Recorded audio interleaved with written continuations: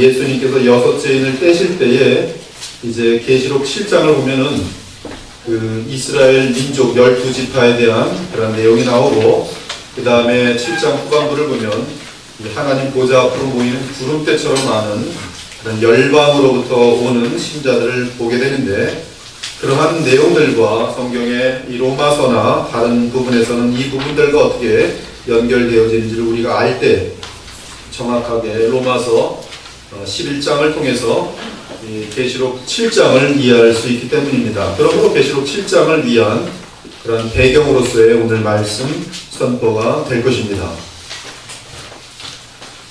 이 로마서 11장 1절을 오늘은 성경을 한번 다 같이 보시면서 직접 확인하시는 것이 상당히 그 말씀을 깨닫는 데 있어서 도움이 될 것이라고 보여집니다. 로마서 11장 1절을 한번 보도록 하겠습니다.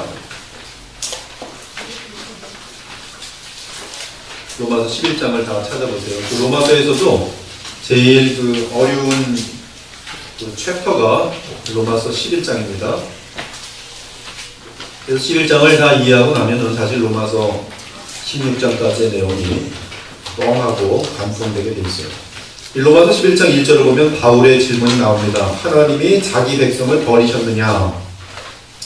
여기서 문맥상 자기 백성은 이스라엘 민족을 의미합니다. 이스라엘 민족을 의미합니다. 그래서 이방인들과 이스라엘이 분명히 대조돼서 설명되고 있습니다. 그리고 하나님이 자기 백성 이스라엘 민족을 버리셨느냐에 대한 질문의 대답은 바울은 그럴 수 없느니라고 답변합니다. 바울은 하나님께서 자기 백성을 버리시지 않으셨다는 근거로서 엘리야 당시의 사정을 언급합니다. 엘리야 당시에 이스라엘 백성들은 주께서 보내신 선지자들을 죽였습니다. 이스라엘 백성들은 주의 제단을 헐어버렸으며 그 대신 바알과 아스타롯의 제단을 세웠습니다.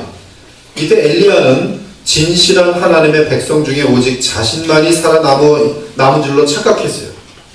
아무도 없고 나만 진실한 하나님의 백성으로 살아남았구나 하면서 고독하면서 외로워하고 있을 때 이제 실망한 엘리야를 향하여 하나님께서 대답하십니다. 내가 나를 위하여 바알에게 무릎을 꿇지 아니한 사람 몇 명? 7,000명을 남겨두었도다. 7,000명. 이스라엘 민족이 다 부패하고 배도하고 하나님을 저버렸어도 내가 엘리야 너처럼 7,000명을 남겨두었다 이렇게 말합니다. 바울은 엘리야 때와 마찬가지로 아직 이스라엘 민족 내에 남은 자가 있다고 말합니다. 그런즉 이와 같이 지금도 은혜로 택하심을 따라 남은 자가 있느니라. 남은 자가 있어요. 곧 바울 당시에도 이스라엘 민족 중에 하나님의 은혜로 택하심을 따라 남은 자가 있다는 말씀입니다. 엘리야 때도 남은 자가 있었던 것처럼 바울 때에도 하나님의 은혜로 택하심을 따라 남은 자가 있다는 말씀이, 여기서 바울은 분명히 하고 있습니다.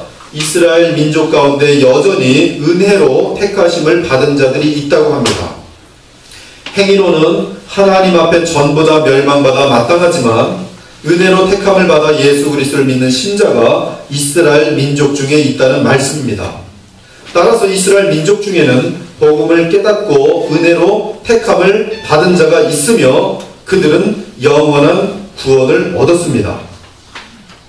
한편 바울은 은혜로 택함을 얻지 못한 자는 우둔하여져서 하나님과 복음과 그리스도를 대항하여 멸망하게 되었다고 말합니다. 6절과 7절을 보니까 만일 은혜로 된 것이면 행위로 말미암지 않음이니 그렇지 않으면 은혜가 은혜되지 못하느니라. 그런즉 어떠하냐? 이스라엘이 구하는 그것을 얻지 못하고 오직 택하심을 입은 자가 얻었고 그 남은 자들은 우둔하여 졌느니라. 이 복음의 은혜를 거절하는 자들의 특징이 6절에 나오는데 그들은 스스로의 행위로 의를 세워보려는 특징을 가지고 있습니다. 구원을 행위를 통해서 얻어보려는 것이, 그것이 이스라엘의 교만이며 이스라엘 민족이 멸망받은 원인입니다. 그 결과 하나님의 의인 복음을, 예수 그리스도를 거절하는 그러한 결과를 빚었어요. 그래서 스스로 멸망하게 된 것입니다. 그 내용에 대해서 로마서 10장은 인간이 스스로 의를 세우려 하는 것이 복음을 통한 하나님의 의를 대적한다는 사실을 분명하게 말합니다. 로마서 10장 2절과 3절 내가 증언하노니 그들이 하나님께 열심히 있으나 올바른 지식을 따른 것이 아닙니다. 하나님의 의를 모르고 자기 의를 세우려고 힘써 하나님의 의에 복종하지 아니하였느니라. 이스라엘 민족이 왜 멸망하였는가? 인간의 의를 쌓느라고 종교적인 열심을 열심히 나타냈는데 오히려 그 인간의 의를 쌓으려는 것이 하나님의 의인 복음을 거절하면서 예수 그리스도를 거절함으로 말미암아 하나님을 대항하여 멸망하게 되었다는 것이죠. 그러면 바울이 말합니다. 로마서 10장에 그런 내용을 한 다음에 로마서 11장에 그러면 하나님께서 이스라엘 민족을 완전하게 멸망시켰느냐라는 것이 오늘 우리가 지금 대하는 이 배경인 것이죠. 답은 아니라는 것입니다. 하나님의 자비가 이스라엘 민족에 남아있다는 것입니다. 11절 그러므로 내가 말하노니 그들이 넘어지기까지 실족하였느냐. 넘어진다는 것은 완전히 멸망하는 것이요 그럴 수 없느니라. 그들이 넘어짐으로 구원이 이방인에게 이르러 이스라엘로 시기나게 함이니라. 이처럼 바울은 참으로 민족 이스라엘은 하나님께 완전히 버림을 받았는가? 라는 질문을 하고 결코 그럴 수 없다라고 대답합니다. 이스라엘 민족은 대다수가 불신앙으로 가버렸지만 그럼에도 그 중에는 남은 자, 택한 자, 은혜를 받은 자, 복음을 믿는 자가 아무리 소수라도 남겨져 있다는 말씀이에요. 엘리야 때는 엘리야 자신만이 남았는 줄 알았지만 7,000명이 있었던 7,000명은 굉장히 소수입니다. 수백만 명 중에 7,000명, 수천만 명 중에 7,000명. 그러나 하나님 보실 때는 엘리야 때에 나의 백성이 남아있다. 아직 이스라엘 민족은 살아있다. 그 뜻이에요. 마찬가지로 이스라엘 민족을 향하여 복음을 믿는 자가 그것이 얼마나 소수인지 모르지만 남겨져 있다는 말씀이에요. 언제? 바울의 때에. 언제? 계속적으로. 그런데 놀라운 것은 이스라엘 민족의 대다수가 하나님의 은혜이신 예수 그리스도를 거절하자 하나님의 구원과 자비의 역사가 막힌 것이 아니라 끝나는 것이 아니라 어떻게 됐어요? 오히려 하나님의 은혜와 복음은 열방으로 나갔습니다. 열방. 즉 모든 나라들에게 나갔어요. 오늘 우리가 심상도 집사님께서 봉독하신 것처럼 끝부분에 보면 기묘하도다. 하나님의 경륜이요. 이스라엘의 불신앙이 오히려 모든 열방이 예수님을 믿게 되는 그러한 역사가 나타나는 것입니다. 스데반을 돌로 쳐 죽이지만 오히려 그래서 예루살렘 교회가 핍박을 받지만 어떻게 돼요? 전 세계로 모든 이 신자들이 도망치면서 각 열방으로 복음이 들어가게 되는 것이죠. 이에 하나님의 풍성하심이 얼마나 큰지 하나님의 경륜, 즉 하나님이 정하신 뜻이 정하신 계획이 얼마나 깊은지 그 누구도 하나님의 역사의 방법을 알 수 없으며 또한 그분의 행하심을 막을 수 있는 자가 없는 것입니다. 한편 사도 바울은 이방인 성도들에게 교만하여지거나 자만하지 말라고 경고합니다. 여러분들이 접니다. 이방 교회들입니다. 왜냐하면 로마서 11장에 보니까 잘 들으세요. 하나님께서 원가지도 그렇게 잘라버리실 수 있었는데 하물며 접붙임을 받은 이방인들이 하나님을 향하여 교만해질 때, 교만하다는 것은 뭘까요? 마찬가지로 인간 스스로의 의를 세우려 하겠지요. 예수 그리스도를 놓치는 것이겠지요. 복음을 저버리는 것이겠지요. 그러할 때 어떻게 돼요? 가차없이 잘라버리시는 것은 어렵지 않다는 것입니다. 원가지도 치셨는데 접붙임을 받은 너희들일까 보냐. 그러므로 두렵고 떨리면서 겸손하라는 것이 이방교회를 향하신 이 로마서 11장의 메시지인 것입니다. 21절 하나님이 원가지들도 아끼지 아니하셨은즉 너도 아끼지 아니하시리라. 그러므로 이방인 중에 예수를 믿어 하나님의 은혜를 맛본 자들은 스스로 지혜 있다고 느끼거나 스스로의 의에 의하여 구원받았다고 착각하지 말고 언제나 그리스도를 의지하는 가운데 하나님의 택하신 자리에 있어야 한다고 권고하는 것입니다. 그래서 로마서 11장의 이 주제는 22절입니다. 그러므로 하나님의 인자하심과 준엄하심을 보라. 넘어지는 자들에게는 준엄하심이 있으니 즉 공의죠.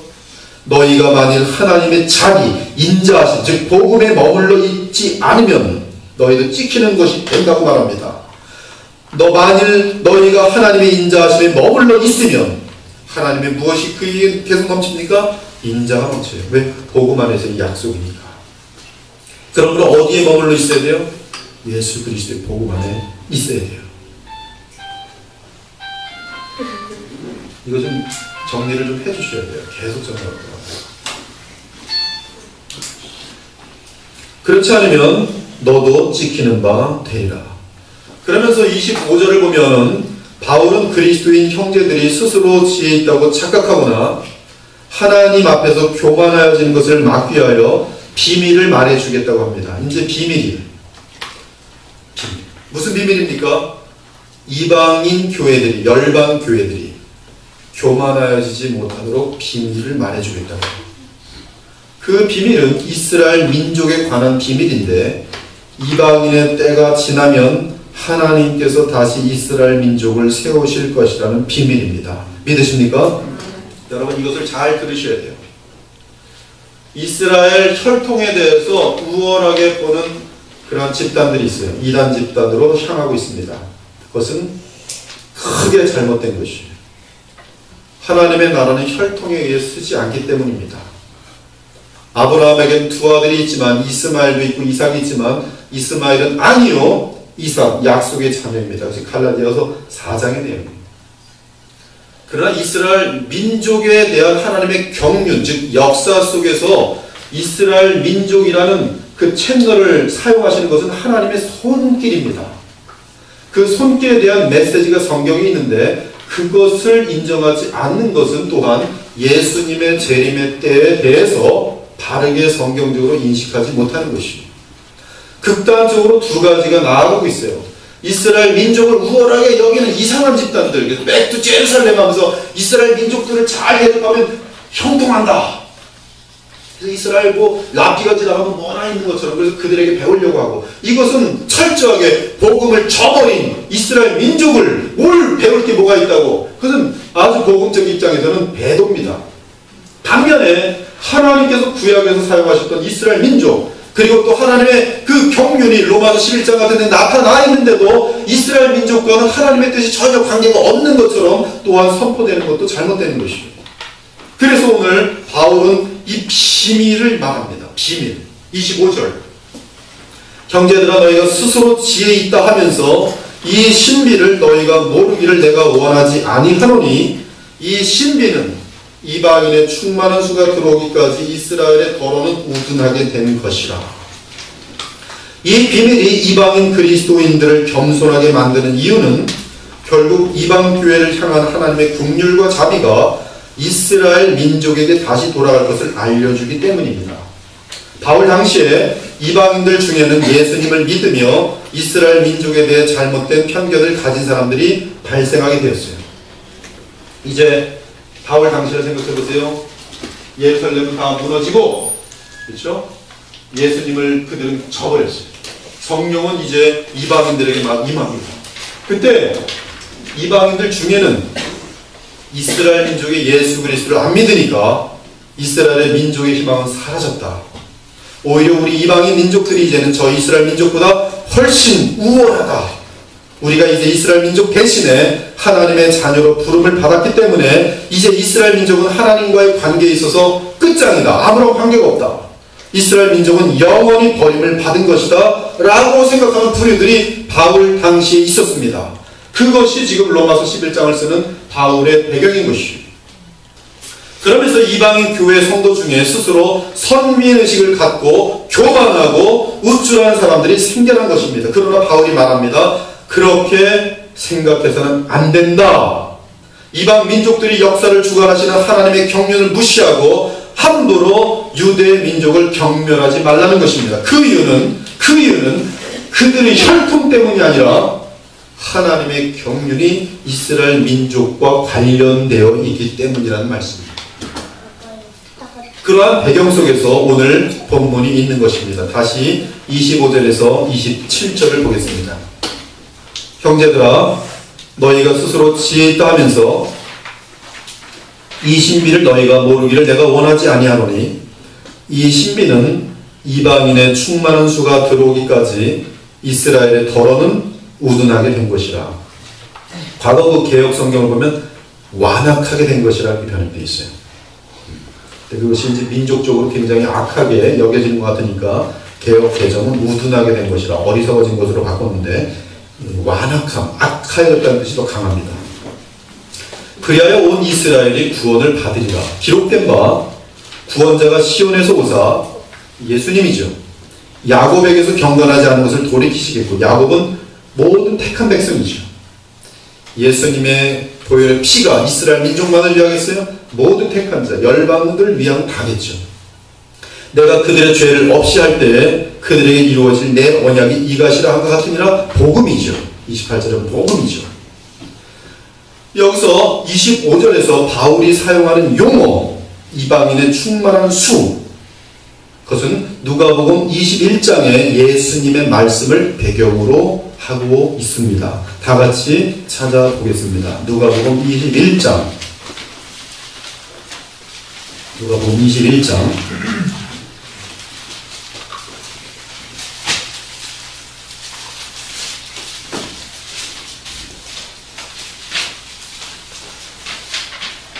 20절부터 보겠습니다.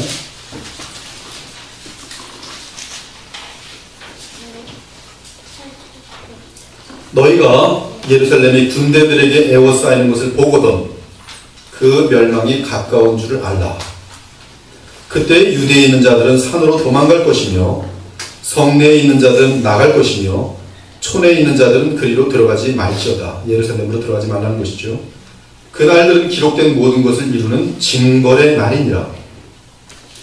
지금 22절, 23절, 이런 24절까지가 무슨 내용이냐면 예루살렘의 멸망에 대한 메시지입니다. 징벌의 날입니다. 23절, 그날에는 아이 벤 자들과 젖먹이는 자들에게 화가 있으리니 이는 땅에 큰 환난과 이 백성에게 진노가 있겠습니다. 이스라엘 민족입니다. 구약의 멸망이에요. 24절, 그들이 칼날의 죽임을 당하며 모든 이방에 사로잡혀 가겠고 예루살렘은 이방인의 때가 차기까지 이방인들에게 밟히리라. 24절입니다. 지금 이 사건은 AD 70년 로마의 디도 장군에 의한 사건이에요. 그래서 20절부터 24절은 AD 70년에 일어난 사건입니다. 근데 놀라운 것은 24절에 이방인의 때가 들어가면서 엄청난 기간이 거기 들어있습니다. 그리고 이방인의 때가 차면 25절이에요. 1월 성신에는 징조가 있겠고 땅에서는 민족들이 바다와 파도의 성난 소리로 인하여 혼란 중에 곤고하리라. 사람들이 세상에 임할 일을 생각함으로 무서워함으로 기절하리니 이는 하늘의 권능들이 흔들리겠습니다. 그때에 사람들이 인자가 구름을 타고 능력과 큰 영광으로 오는 것을 보리라. 이런 일이 되기를 시작하거든 일어나 머리를 들라 너희 속량이 가까웠느니라 하시더라.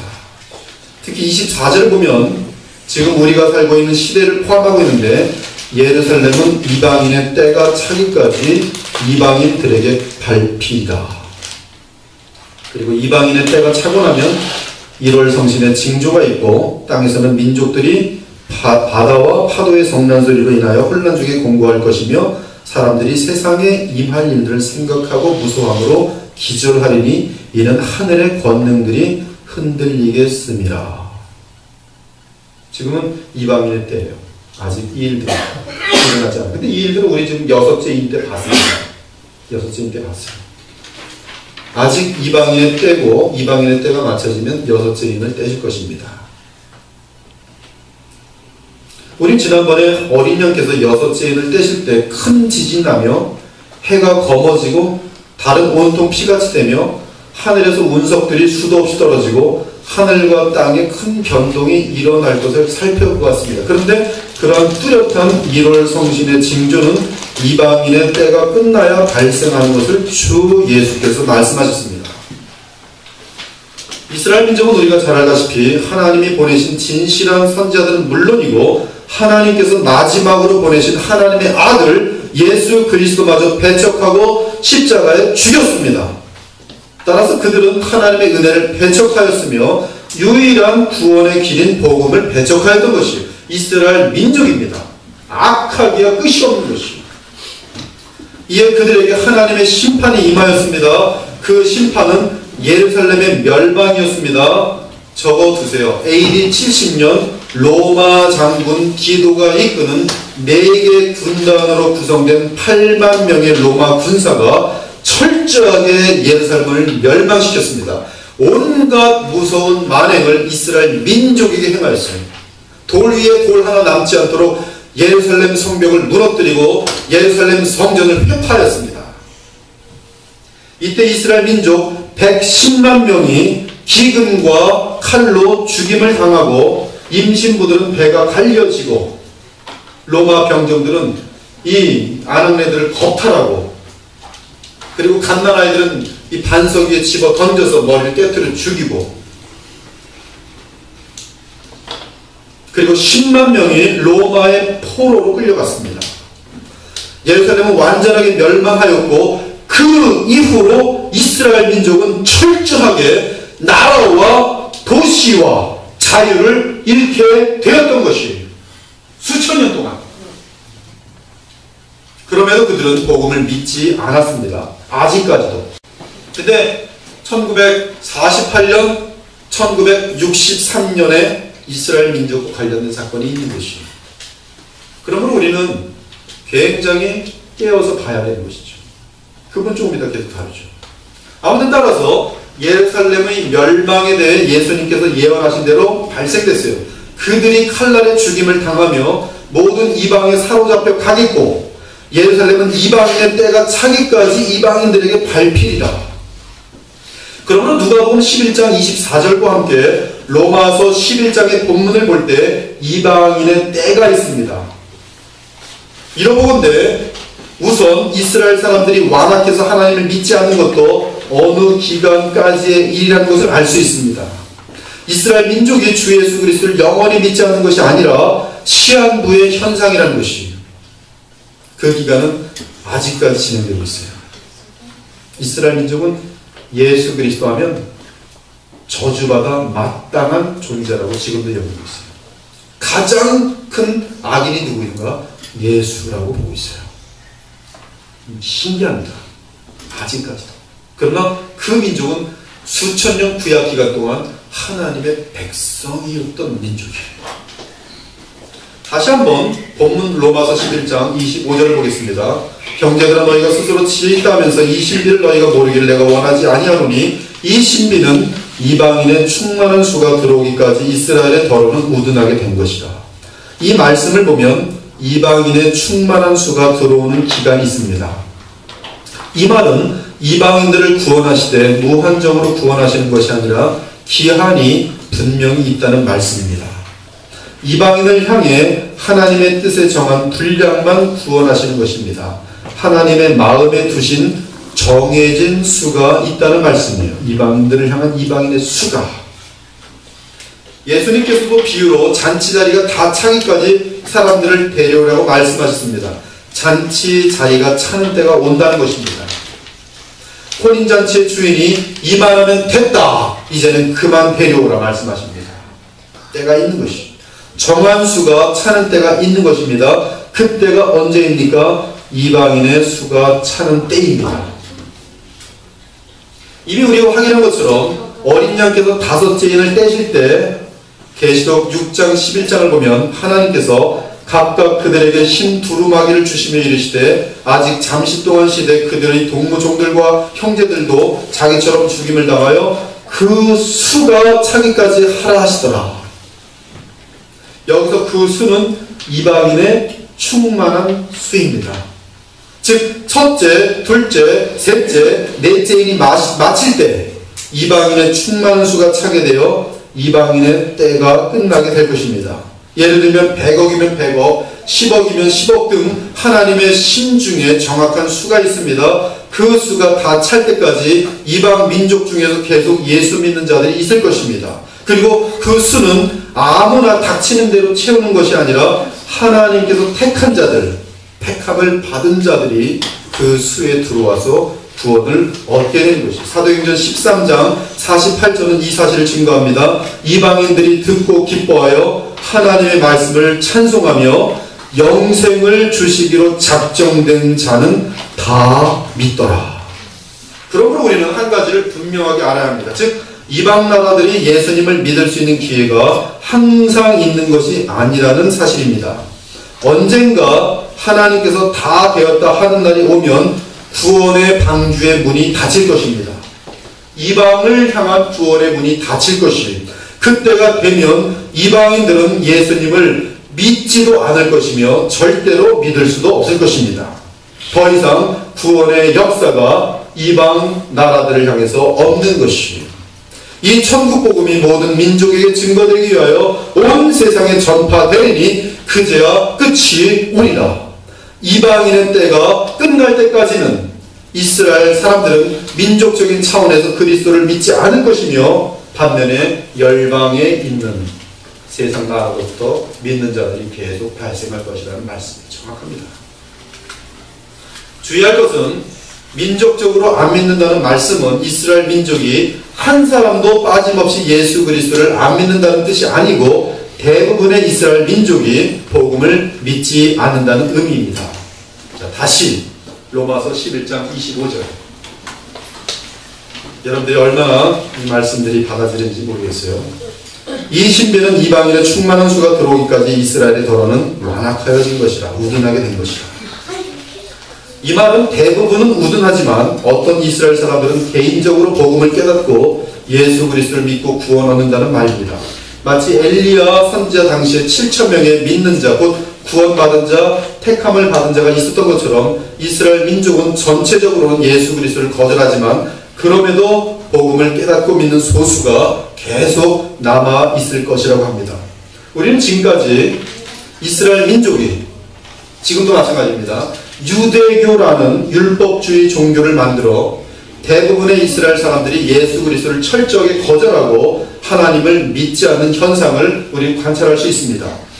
우리는 이스라엘 민족이 언제까지 완악한 상태에 있을지 정확히 알 수 없습니다. 그러나 성경의 말씀을 종합해 볼 때 예수님의 재림 직전에 이스라엘 백성이 대거 회개하고 돌아와 예수 그리스도를 믿게 될 것입니다. 예수님의 재림과 관련하여 열방교회의 현상을 바울은 다시 한번 말씀하고 있는데 데살로니가 후서를 한번 펴보시기 바랍니다.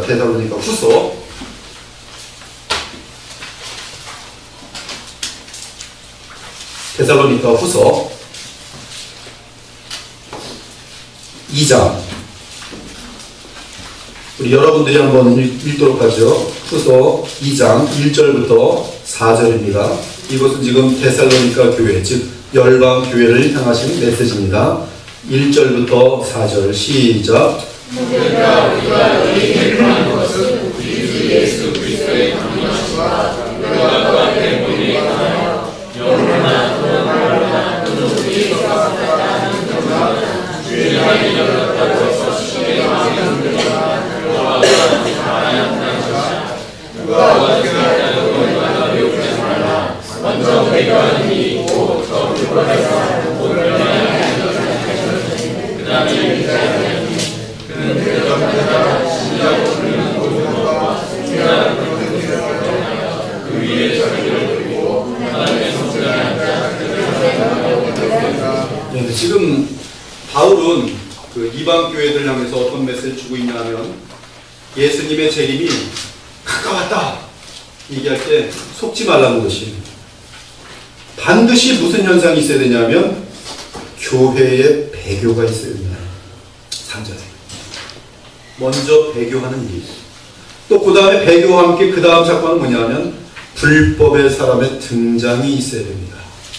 그리고 그 불법의 사람이 등장됐을 때 예수님은 어떻게 재림하시는가? 그를 콧김으로, 입김으로, 제가 존경하는 싱클레어 퍼거시는 바로 콧김으로 한 방에 정확한 거 지금 있는 거예요. 역사 속에 불법의 사람이 있는데 예수님은 재림하시면서 그를 죽이심으로 역사가 끝나는 것입니다. 그렇게 되어 있어요. 그러므로 우리가 예수님의 재림과 함께 쉬 요동하지 말아야 될 때 두 가지 사건을 보고 있어야 됩니다. 교회의 배교, 그리고 배교와 함께 등장하게 되는 불법의 사람 적그리스도예요.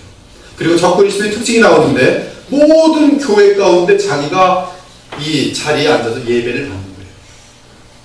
그러면 우리 데살로니가 후서를 통해서 무엇을 볼 수 있냐면 가짜 교회가 엄청나게 많아질 것입니다. 그리고 그들은 하나가 될 것이고, 그리고 그들은 놀랍게도 십자가의 예수 그리스도를 저버리고 다른 메시아를 믿게 될 것입니다. 열방 교회가.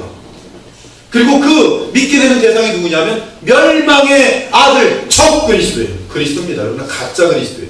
안티 크라이스트. 그리스도의 자리를 대신하는 존재입니다. 그 현상이 교회 가운데 나타날 것이라는 것이에요.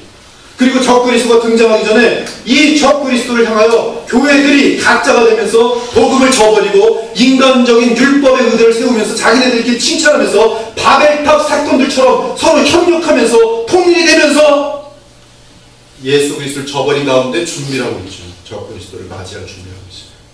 그것이 예수님의 재림을 통해서 봐야 하는 현상인 것이에요. 이 현상이 어디에 있는가? 열방교회에 있다는 말씀입니다. 열방교회. 이 말씀은 예수님의 재림 직전에 이 세상 열방교회에 배도가 있을 것을 말하고 있습니다. 여러분, 유럽에 있는 교회들 지금 다 배도했어요. 네덜란드가 얼마나 엄청난 기독교 국가였는지 아십니까? 3, 400년 전만 하더라도. 지금 네덜란드에 완전히 이 호모들, 이 레즈비언들, 동성연애들로 가득 차 있어요. 영국도 지금 마찬가지입니다. 영국은 이슬람에게 지금 사로잡히고 있어요. 이슬람 세력이 얼마나 강한지 모릅니다. 영국은 퓨르탄, 청교도를 만들어내는 엄청난 그런 나라였습니다. 한국도 얼마나 지금 많은 기독교의 역사가 있었습니까? 그러나 마찬가지로 지금 쉽사리 엄청나게 빠른 속도로 지금 배도의 물결로 지금 향해 가고 있습니다. 이 말씀은 예수님의 데살로니가후서 2장은 예수님의 재림 직전에 이 세상 열방교회에 배도가 있을 것을 말하고 있습니다. 그리고 불법의 사람 곧 멸망의 아들 적그리스도가 나타나여 주께서 재림하신다는 것이, 즉 멸망의 아들인 적그리스도가 등장하면 주의 재림은 곧바로 이루어지게 될 것입니다. 그것이 바로 바울이 말하는 주님의 재림에 대한 정보입니다. 귀중한 정보예요.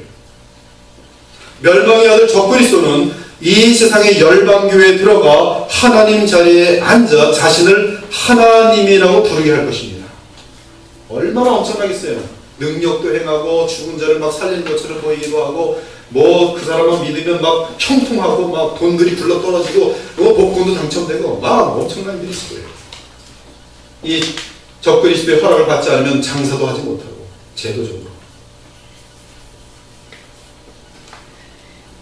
그런데 멸망의 아들 적그리스도가 나타나기 전에 열방교회의 배도가 극치일 것인데 그와 함께 준비된 사건이 이스라엘 민족의 복음의 역사라는 것이 오늘 로마서 11장의 내용인 것입니다. 우리는 여기서 일종의 패턴을 발견하게 되는데요. 잘 보십시오.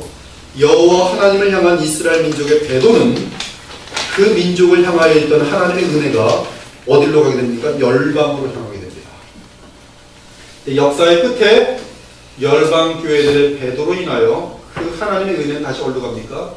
이스라엘 민족입니다. 그리고 역사는 끝나는 것이죠. 그러므로 이스라엘 민족은 어느 날인가 큰 회개 후에 예수님을 자신들의 메시아로 영접하여 성령으로 거듭나는 자들이 허다하게 많을 것입니다. 그리고 이 말 마찬가지로 이스라엘 민족이 모든 사람이 한 사람도 빠짐없이 다 구원을 받을 것을 뜻하는 것은 아닙니다. 이스라엘 민족에서든 이방 민족에서든 오직 택함을 받은 자들만이 구원을 얻을 것입니다. 그러나 하나님의 경륜에 의하면 이스라엘 민족이 대거 예수 그리스도께 돌아오는 역사가 인류 종말의 때에 있다는 말씀이에요. 그리고 그 이후에 주님이 재림하시는 것입니다. 그러므로 현재 우리는 아직 그리스도를 믿지 아니하는 이스라엘 사람들을 보고 그들은 하나님으로부터 민족적으로 영원히 완전히 버림을 받았다고 착각해서는 안 됩니다. 그들은 언젠가 주 예수께로 돌아올 것입니다. 복음을 믿고 구원을 얻게 될 것입니다. 그것도 허다하게 많은 유대인들이 우리 주 예수님께로 돌아올 것입니다. 그때는 이 땅의 열방 교회들은 도리어 예수 그리스도를 거부하고 대적하는 배도의 교회들이 될 것이죠. 적 그리스도를 환영하며 그와 하나가 될 것입니다. 우리는 이 사실을, 이 현상을, 미래에 있을 이 현상을 정확히 알고 있습니다. 그래야 철저하게 겸손한 가운데 우리의 믿음의 정절을 지키고 바른 복음을 붙들 수가 있는 것이, 누가 뭐라 할지라도 세상에 어떻게 이 풍파가 지나간다 할지라도 여러분, 이건 영생의 문제, 영생의 문제. 마지막으로 26절을 보겠습니다. 로마서 11장 26절. 그리하여 온 이스라엘이 구원을 받으리라. 온 이스라엘이 구원을 받으리라. 26절의 내용은 두 가지의 뜻이 가능합니다. 먼저 바울은 로마서에서 이스라엘이라는 단어를 쓸 때 택한 자, 곧 구원받은 자를 의미하면서 사용할 때가 있습니다. 그러나 로마서 11장에서는 지금 이스라엘 민족을 분명히 구체화시켜서 사용하고 있습니다. 그래서 우리는 지금 이스라엘이 지금 로마의 그 이스라엘 민족인지 아니면 하나님의 택한 백성을 통틀어 말하는 것인지 어렵습니다. 일단 로마서 2장 28절 29절을 보면 무릇 표면적 유대인이 아니요 표면적 육신의 할례가 아니니라 오직 이면적 유대인이 유대인이며 할례는 마음에 할지니 영에 있고 율법 조문에 있지 아니한 것이라. 여기 보면 참된 유대인은 그 이면이 할례 받은 자라 말하고 있어요. 특히 로마서 9장을 함께 보세요. 로마서 9장 6절 8절. 로마서 9장 6절 8절 보면 로마서입니다. 지금 바울이 이스라엘이라는 단어를 어디에 사용하고 있는가? 그러나 하나님의 말씀이 폐하여진 것 같지 않도다. 6절 8절. 이스라엘에게서 난 그들이 다 이스라엘이 아니요 또한 아브라함의 씨가 다 그의 자녀가 아니라 오직 이삭으로부터 난 자라야 내 씨라 불리리라 하셨으니 곧 육신의 자녀가 하나님의 자녀가 아니요 오직 약속의 자녀가 씨로 여기심을 받느니라. 또한 갈라디아 6장 16절도 하나님의 이스라엘이라는 용어로 모든 택한 그리스도인을 뜻하고 있습니다. 하나님의 이스라엘에게. 따라서 로마서 2장과 9장 그리고 갈라디아서 다른 바울 서신에서 통해서 보면 이스라엘이라는 단어를 구원받은 모든 자로 의미한다면 일반적으로 쓰는 참 이스라엘 민족 내에서 그리고 열방에서 구원을 받은 모든 자를 의미하게 됩니다. 그렇게 볼 때 하나님께서는 한 사람도 빠지지 않고 택한 자를 다 구원하셨다는 뜻이 돼요. 26절은. 그러한 의미에서 그리하여 온 이스라엘이 구원을 얻으리라는 뜻이 됩니다.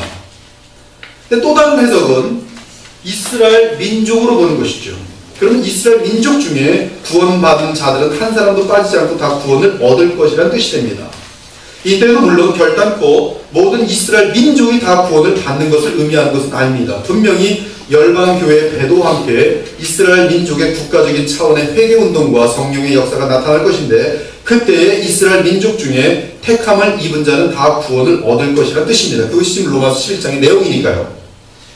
시간적으로 거슬러 올라가서도 야곱, 이삭, 아브라함 등 이스라엘 민족 중에 택함을 입은 자는 다 구원을 얻을 것이라는 뜻이 됩니다. 이 두 가지 해석이 복음적으로 하자가 없어요. 어느 해석을 택하든지 매우 복음적인 해석이 되는데 제 개인적인 경우는 이 두 가지 해석을 종합하여 받아들입니다. 곧 하나님께서 택한 자는 다 구원받을 것이라는 말씀으로써 이방에서 택함을 받은 자도 한 사람도 남김없이 구원받을 것이요 이스라엘 민족 중에서도 택함을 받은 자는 한 사람도 남김없이 구원받을 것으로 믿고 있는 것이, 그러므로 온 이스라엘이 다 구원을 얻게 되는 것입니다. 이제 결론을 내리겠어요. 사랑하는 여러분, 우리가 알다시피 쫓아본 1948년 이거는 수천 년 동안 없었던 사건이 발생하는 사건이었어요. 이미 벌써 70년 전으로 거슬러 올라갑니다. 1948년에 무슨 일이 있었냐면 이스라엘 민족은 그동안 잃었던 나라를 찾았습니다. 독립했어요. 독립국으로 인정받았어요. 1948년. 언제 그 나라를 잃었습니까? AD 70년에 나라를 잃었어요. 그리고 1948년에 민족을 얻었어요. 이는 대략 1900년 만에 발생한 사건입니다. 사실 이 사건은 인류 역사 가운데 가장 중요한 사건 중에 하나입니다. 그리고 1967년은 이스라엘이 예루살렘을 정복하여서 전 세계의 이스라엘 민족이 자기의 땅으로 돌아오도록 하는 사건이 있었던 해입니다.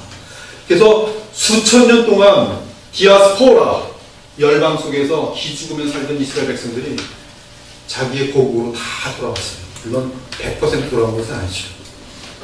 이스라엘 땅도 다 돌아왔어요. 예루살렘 어떻게 1967년생입니다. 중요한 점은 지금 이스라엘 민족의 귀환 이후로 이스라엘 민족의 복음화가 상당히 구체적으로 지금도 진행되고 있습니다. 반면에 교회의 배도가 굉장히 구체적으로 병행되어 진행되고 있다는 사실이에요. 이 말은 앞으로 교회는 계속 더욱 배도로 향할 것이고 이스라엘 내에는 점점 그리스도인들이 많아질 것을 의미합니다. 아직도 소수입니다. 그러나 아무도 없었던, 거의 흔적도 없었던 자리에서 예루살렘이라는 곳에서부터 지금 주데이 크리스찬들이라고 지금 늘어나고 있어요. 그리고 어느 날 갑자기 때가 되면 확 늘게 되는 것이죠. 지금 뿌리로 있습니다. 즉 씨앗들로 지금 남아있어요. 준비하고 있어요. 때가 되면 하나님의 때죠. 우린 몰라요. 이스라엘이 민족적으로 국가적으로 회개하고 돌아올 것입니다. 반면에 열방교회는 성경 내용대로 대교교회로 뭉쳐질 것입니다. 그것이 지금까지 제가 분석한 성경의 내용입니다. 아직 이방인의 때가 끝나지 않았습니다. 오히려 영혼 구원의 최정상적인 역사가 성령의 역사 가운데 지금도 진행되고 있어요. 지금도 한국 땅에 많은 영혼들이 구원받고 있어요. 교회를 통해서. 아직 흰말 시대가 진행 중입니다. 그러나 동시에 복음을 철두철미하게 붙잡은 종으로서 볼 때 거짓 복음의 역사가 엄청나게 거칠어지고 있습니다. 천주교와 같은 혼합주의가 판을 치고 있어요. 종교 다원화가 기독교 내에 들어와서 가르쳐지고 있습니다. 랍비가 교회 단에서 설교하고 있습니다. 유대인들의 영아 교육이 크리스찬 엄마들이 읽고 있어요. 또한 말할 수 없이 많은 이단 세력들이 경제권과 정치권을 차지하고 있습니다. 소수의 문인데 돈이 수조를 갖고 있어요. 수조. 이단들. 교회는 점점 십자가의 복음과 예수 그리스도를 잃어가고 있고 그 대신 그 자리에 도덕주의, 바르게 살면 복 받습니다가 전부예요. 도덕주의, 신비주의, 예수님 믿으면 눈 돌아가고 어디 가서 신비 체험하는 거 정신없이 쫓아다닙니다. 그런 집회만 있다 하면 부산에 사는 사람 서울로 다 모이고 그 사람들의 그 열정은 대단합니다. 신비주의, 금욕주의. 그렇죠? 이미 우리가 교회사를 통해서 알지만 다 지나간 이단들 아니겠어요? 근데 그것들이 교회를 장악하고 있단 말씀입니다.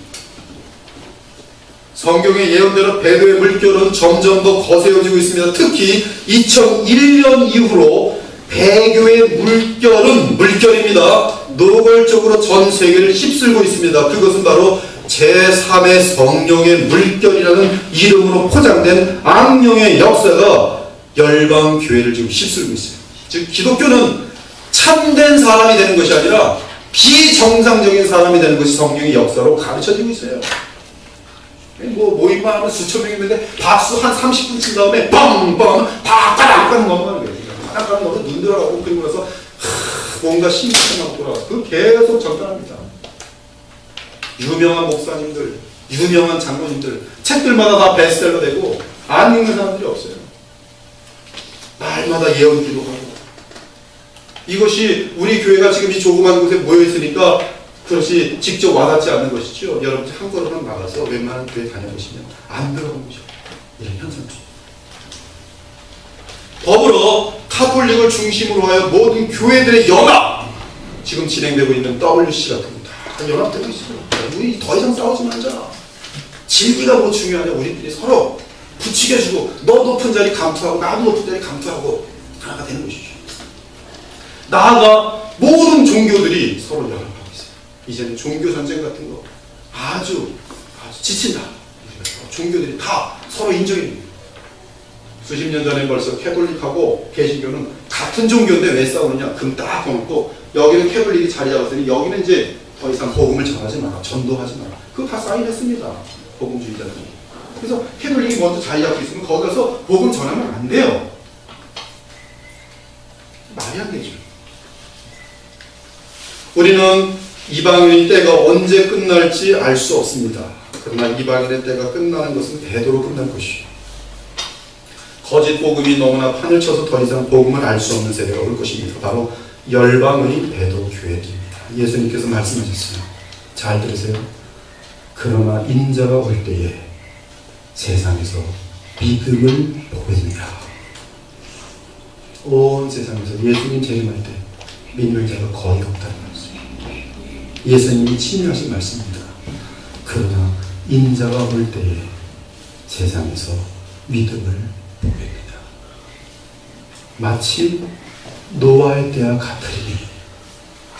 노아의 때 얼마나 많은 사람이 있는지 모르지만 몇 명 구원받았어요? 아마 수천만 몇억 있었을 거예요. 그 당시에. 겨우 8명 구원받았어요. 예수님 재림 때는 노아의 때와 같다 그랬어요. 노아의 때와 같다. 다 교회는 다니는데 하나님의 심판을 앞두고 구원받는 경우가 몇 되지 않습니다. 여러분은 오늘 역사 속에서 어느 편에 서시겠습니까? 배도에 휩쓸려 가겠습니까? 교회 생활은 재밌을 거예요. 그러나 복음 예수 그리스도를 향한 진정한 깨달음과 사랑은 없을 거예요. 오늘도 여러분들은 왜 교회에 왔습니까? 복음에 대하여 정확히 알고 계십니까? 십자가를 바라보면서 그 은혜가 너무나 커서 나의 삶을 다 드리고 싶습니까? 그것이 복음의 능력입니다. 복음이 무엇입니까? 내가 바르게 살니까 하지 말아달라.